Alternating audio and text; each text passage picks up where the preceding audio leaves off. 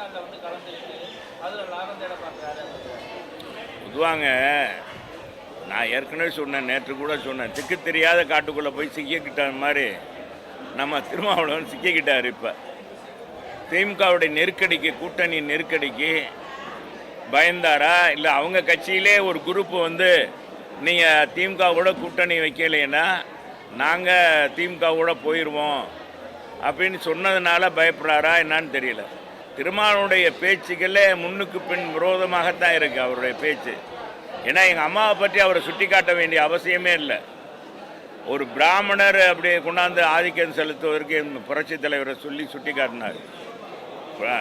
அவங்க அம்மா தான் 69% இடஒதுக்கீடே கொண்டு வந்து இந்த நாட்டில் அதை சட்டமாக்கி அதை நடைமுறைப்படுத்தி 9வது அட்டவணையில் கொண்டு வந்தவங்க புரட்சி தலைவர் அம்மா.